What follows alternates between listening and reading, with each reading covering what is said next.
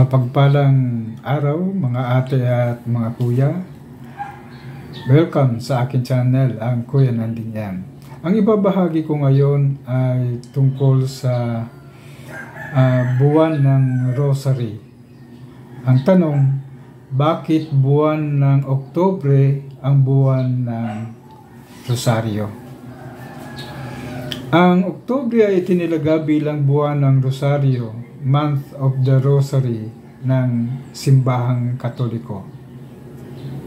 Ito ay bilang pag-alaala sa tagumpay ng Laban ng Lepanto noong October 7, 1571. Ang tagumpay ng hukbong Kristiyano laban sa mga mas malakas na pwersa ng Ottoman ay iniugnay sa panalangin ng Santo Rosario at hinikayat ang buong mundo upang manalangin ng Rosaryo at humingi kay Maria ng panalangin upang magtagumpay. Ang layunin ng pagdiriwang na ito ng Rosaryo ay upang palalimin ang debosyon kay Maria at hikayatin ng simbahan ang mga Katoliko upang magdasal ng Rosaryo araw-araw upang mapalapit kay Maria at magabayan patungo kay Jesus.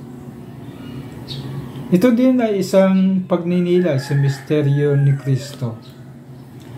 Inaalala ng mga mananampalataya ang mahalagang aspeto ng buhay ni Jesus, kabilang ang kanyang pagsakripisyo para sa kaligtasan ng sangkatauhan. Pinapahalagahan din sa buwan ng Rosaryo ang panalangin para sa kapayapaan.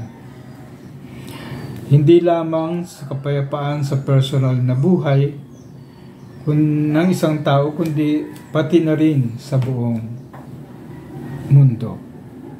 Kaya ang call to action dito ay hinihikaya tayo na magdasal ng Rosaryo.